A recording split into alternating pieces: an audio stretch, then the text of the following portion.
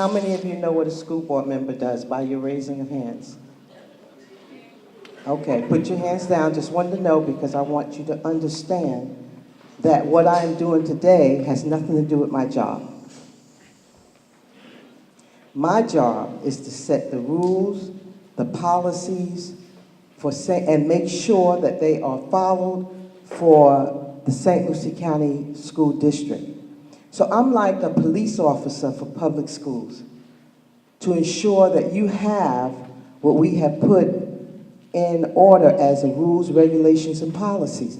Make sure you're safe, make sure you're educated, make sure that you are cared for when you're in our care.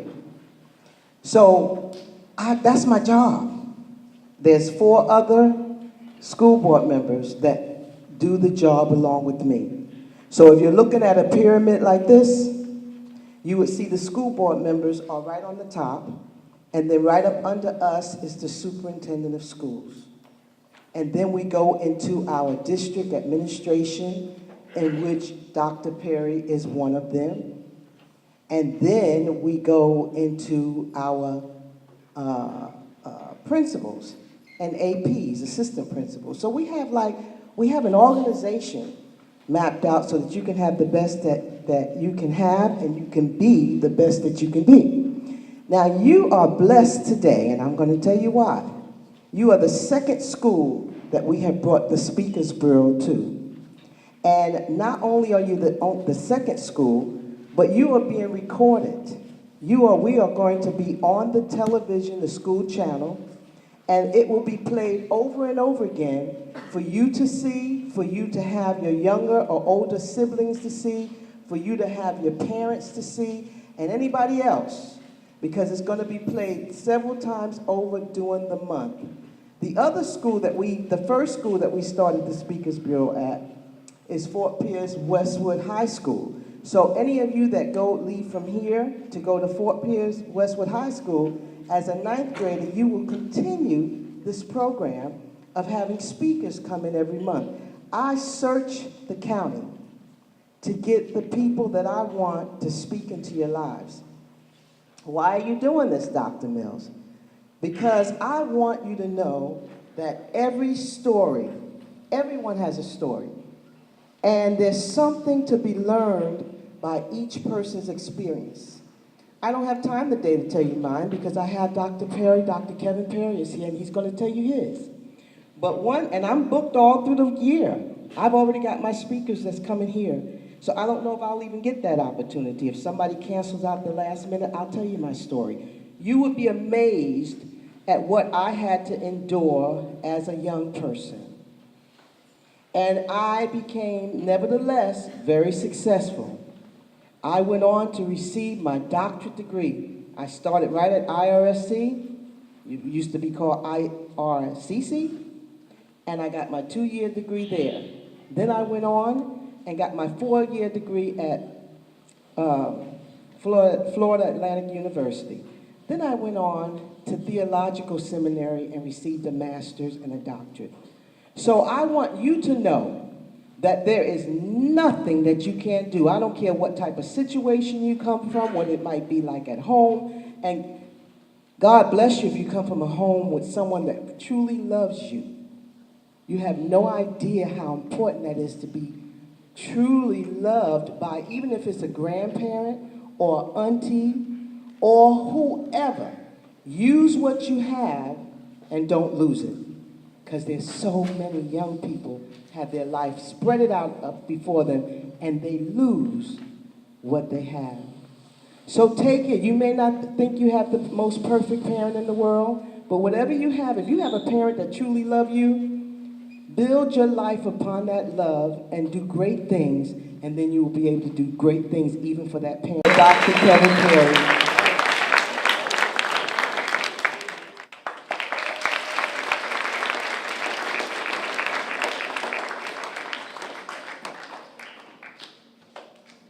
If you want to be somebody, if you want to go somewhere, you better wake up and pay attention. Because the time is now or never. You can make your dreams come true, but you better wake up and pay attention. Put your hands together right here. If you wanna be somebody, if you wanna go somewhere, you better wake up and pay attention. Because the time is now or never. You can make your dreams come true, but you better wake up and pay attention. Yeah, we gonna learn how to clap after a while.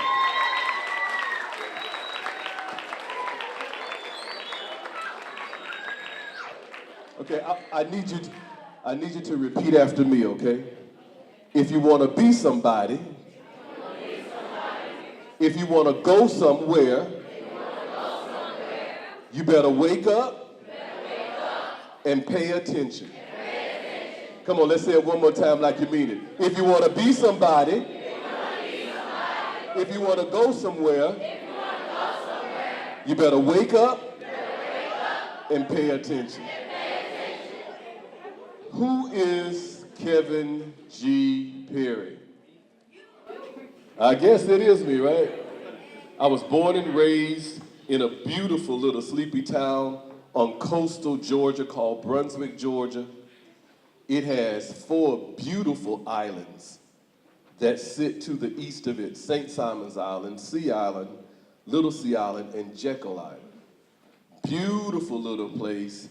There was a movie that starred John Voight and Madge Sinclair that was filmed there called Conrack, The Water is Wide. Born and raised there, all of my education was there. I was a student at Risley Elementary School from 1st through 6th grade. Went to Burris Millette, which was a 7th grade center. Nothing but 7th graders there. Then I went to Jane Macon Junior High School. I was supposed to be there for 8th grade and 9th grade, but I only spent 1 year there because the next year they made the high school, which was originally 10, 11, and 12, it started at 9th grade. So I spent 9th grade year at dear old Brunswick High School. After leaving Brunswick High School, I had an opportunity to go many, many different places, but in my 11th grade year, I decided where I wanted to go to college. I decided that I wanted to go to the great Bethune-Cookman College, which is now Bethune-Cookman University, right here in Daytona Beach. Now keep in mind, I was from Georgia, but I wanted to come to Florida. Decided that in the 11th grade year, I was on the yearbook staff, and I spent a lot of time visiting different departments doing yearbook staff time, and I wandered into the guidance office, and that's when I learned about dear old Bethune-Cookman. Well, senior year, I applied to Tennessee State, University of Georgia, Georgia State, Fort Valley State, Morris Brown College, Clark Atlanta University, and Bethune-Cookman. Got accepted everywhere. Got scholarships everywhere, but Bethune-Cookman. 2 weeks before band practice started, Daddy said, well, you haven't even heard from the man. So I picked up the phone and called, and he told me that if I came, that I would get a scholarship. So that's how I got to Bethune-Cookman College. After I finished Bethune-Cookman College, I did pretty well in school because of some prior things. So I went on to Champaign-Urbana, Illinois, and earned a master's degree from the University of Illinois to Fighting Illini. And remember I told you that I got a scholarship to go to Bethune-Cookman, right? I got what they called a fellowship to go to the University of Illinois. A fellowship meant they paid me to study. I didn't have to work for anybody. I didn't have to do any of those kinds of things. All I had to do was go to school and make some grades. After I finished the University of Illinois, I started my career in education in Little Rock, Arkansas. 27 years ago, I moved to Fort Pierce, Florida, and have had a stellar career here. But I decided to go back to school one more time, and I too went to Florida Atlantic University, where I earned a doctorate degree in educational leadership. So that's my academic background. But when I began to search my early years and decided, looked at what might have been some challenges that I had to face, one of the first things that I remember was that, I'll say it this way even though I don't like saying it this way, I'm the baby in the family. I'm really the youngest in the family because even though I'm the youngest, the baby in the family is my brother who's the oldest because he thinks everything should go his way. I'm the youngest in the family. Being the youngest in the family, my brother is 13 years older than me, then I have two sisters and then me. We had the same kindergarten, first, second, and third grade teacher. The same one. So I was expected to be like Henry, Lily, and Margaret. I was the youngest child. I'm very different from all three of them. They will tell you that I was different. So I faced the challenge of living up to being like my older siblings. Because I was the youngest, I also faced the challenge of doing what was right. Because I had my own mindset, and I wanted to do things my way when they might have had a fixed mindset. My mindset was not. I wanted to challenge conventional thinking and doing some other things. And then the final challenge that I think I had was when I have been told different times in my life that I could not do whatever, fill in the blank. I could not do this, I could not do that. And I just did not buy in to that thinking. I remember vividly during my 12th grade year, I was again in the guidance office, and one of the guidance counselors, who was an old music teacher, told me that I did not know enough to major in music. Well, that challenge challenged me because, like I told you, I went on to Bethune-Cookman College, and in the university system, they have where you can graduate with honors, and the highest honor is summa cum laude, and you had to have a 3.72 to earn that status, and I graduated with the highest honors. But it was all about proving to somebody that told me that I could not do something. And then I began to think about what victories that I might have had. I joined band when I was in 6th grade. I became the first black drum major of my high school. I was drum major for 3 years at my high school. And I know that band was my ticket out. I did really well academically, but it was also the foundation of discipline and structure that I learned in my band class that helped me be able to do everything else. There was so much discipline, there was so much self-discipline, there was so much collaboration and teamwork, there was so much structure. Having to be here at this place, be at a specific time, that carries over from my time in band. That helped propel me to greater heights. So if you're not a band student, everybody needs to join Ms. Drayton's class. Tell her that I sent you, okay? In addition to that, I worked really hard in school because my parents didn't play. So we had good grades. It was not, I was blessed, and I know I was blessed to have two parents in the house. So if you have two parents in the house, you need to make sure that if you have somebody that's loving you and caring for you and always there supporting you, that you don't take that for granted. In my house, it was not if you go to college, it was when you go. Well, remember I told you that I'm the last child, and I have my very own mindset. So guess who got to their senior year and after getting accepted to about 8 different schools, decided that they were not going to college? It was me. I decided that I was going in the Air Force. I was going to join the Air Force Band. It's called the Airmen of Note. And I was going to travel and see the world. My sister told my mama, and my mama said not so. So needless to say, I have not traveled and I have not seen the world. But that was what I wanted to do with my own mindset. Like I told you, I got accepted in everywhere that I applied. In addition to that, I told you I had a fabulous career here in St. Lucie County. I moved here 27 years ago and was a band director at Fort Pierce Westwood High School, band and choir director at Fort Pierce Westwood High School. And then I became the teacher of the year for Westwood High School, went on to be teacher of the year for St. Lucie County, and went on to be one of the 5 finalists for teacher of the year for the entire state of Florida. Had an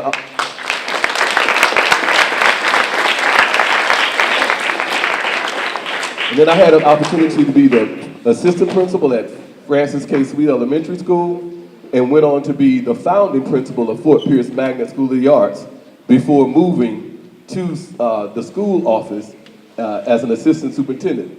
Said I'm a mentor. I mentor some educators that are wanting to become leaders, principals, assistant principals. But one of my biggest joys is that I mentor the Men of Tomorrow youth group, which is a youth group by Alpha Phi Alpha Fraternity Incorporated. I'm one of the founding sponsors of the Men of Tomorrow, and they have been active for some 15 years now, and some young men that are buying into a concept that propels them to do the very best that they possibly can. So when I think about my career and my story and where I came from, remember I said you cannot take anything for granted. And because we're in school, I tell you, you have to remember your ABCs, something that you learned probably before kindergarten. A will be for your attitude. Now, your attitude determines your altitude, which means how high you're going to fly. But when we look at attitude, we find that our attitude is how we feel about something. But the thing about the attitude is it's reflected in the way we behave. The second thing is my B, which is behavior. And behavior is how I act out, how I respond. And then the third thing I want to talk to you about is courage. Courage is the ability to act or to do things in face of danger, in face of disappointment, in face of difficulty or uncertainty. So you got to remember your ABCs. Remember, it's all about your attitude. It's all about how you behave.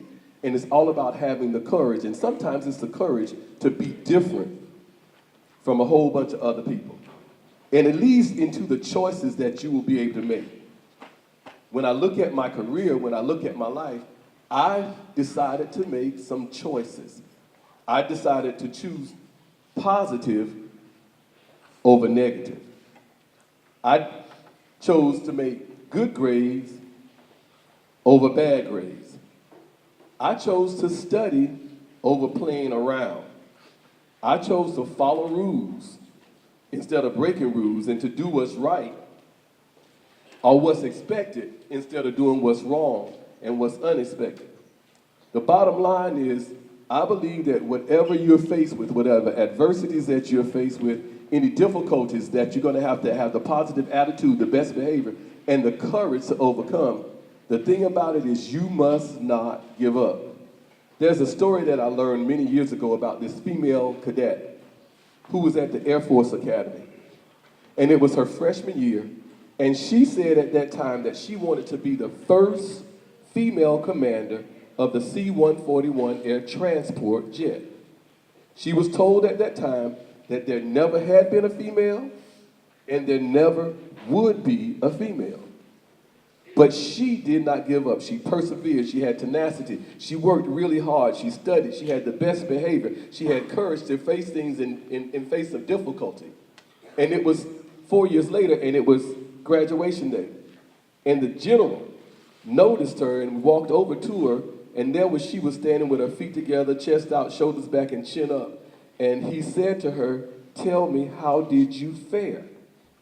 She stood there with her feet together, chest out, shoulders back, chin up, and eyes beaming with pride, and said to him, "Sir, I'm pleased to announce to you that I am the new commander of the C-141 air transport jet, and I'm looking for a female co-pilot because I want to make sure that I have a competent crew."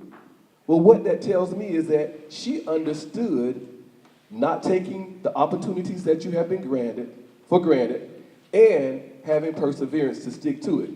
There's a poem that I learned that says, "When things go wrong, as they sometimes will, and the road you're trudging seems all uphill, when the funds are low and the debt is high, and you want to smile, but you have to sigh, when care is pressing you down a bit, rest if you must, but don't you quit."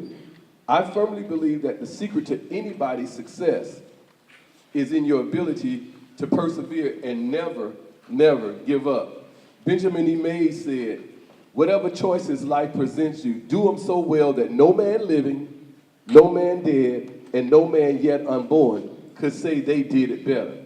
Walt Disney said, whatever you choose to do, you want to do it so well that people come back and see you do it again and again and again, and then they go tell somebody else about you and bring that person to see you do whatever it is that you do. You know, I also believe that as a champion, which is what you have the potential to be each and every day, you have to be willing to do what others don't do and what others won't do. There's a lot of positivity right here in this very room, and if I can come from a little sleepy town of about 16,000 people and understand perseverance and how to work hard, I believe that you can do the very same thing. But you must work hard, you must never give up, you must never quit, and you can't take those opportunities that are presented to you by your parents, by your grandparents, by teachers, by anyone. You can't take those opportunities that are presented to you for granted. That's just a little bit of my life story, and it was all grounded in hard work and determination and working hard, never, never, never giving up. Sometimes you need to know that you're going to fall, and you won't have the strength to give up, but a true champion will try and try and try again. And that's why I started off by saying, if you want to be somebody, if you want to go somewhere, you must wake up and pay attention.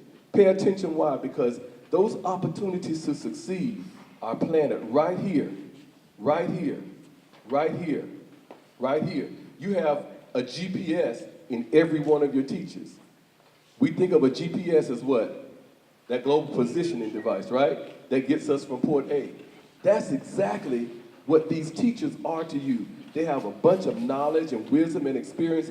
They can be your GPS that guides you and leads you from one destination to the next.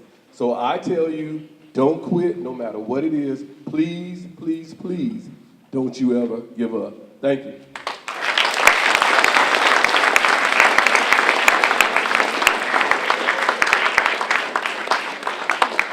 Dr. Perry said this several times. He said, never, never give up. And as he was talking, he made me think of a young man who came from Africa many years ago, went to the college right here, had the opportunity to go to school. He chose IRSC, and this young man could not do math at all. He struggled with algebra, and to the point where, me and him both was in the lab. So you got to use what you got, what you have. I wasn't all that good in algebra myself, but he was much worse than I was, and I would look at him and say to myself, oh, he's not going to ever graduate from college. Today, because he never, never gave up, never gave up. I know so many stories like that. Perseverance is called. That's a good word. Never give up. And if you've given up already, you can always pull yourself out of that crab pot. You know, crabs is where you're around, and crabs always want to pull each other down. But if you've done that, if you hung up with the wrong folks, the wrong people in your neighborhood, the wrong people here at school, other students that you know don't mean you any good, and you've already gotten in that pot, just climb back out the pot and decide today that you are not going to quit. You are going to pick yourself back up and continue. Today, that young man is a tremendous asset to this community, and he has his master's degree. So he was able to get the AA, then he went to the BA, then he went to the MA, and Dr. Perry went to the PhD. So, and if you got intelligence, I have a young man, my son, 15 years old, all college classes already. You make your future. Never point your finger at anyone else. My God, if you knew my story, I know it would encourage a lot of you, because I had so many people I could point to and say, this is why I'm nothing today. But I did not listen to those people who wanted me to think that I could not make it. I persevered, and today I am who I am today. So, and the one thing I want to say is thank you to your principal, all your APs, but your principal, Tracy Wilkie, for bringing us here. She called me and said, please come to my school. And that's why we're here today. So let's give her a hand for this. And after saying that, one more thing I want to say to each of you. You were amazing. I watched every last face in this place. Yeah, give yourself a hand clap. You are the example that we need over this entire county and school district. What you did today shows everyone what they can do when they got class. Thank you very much. We'll see you next month.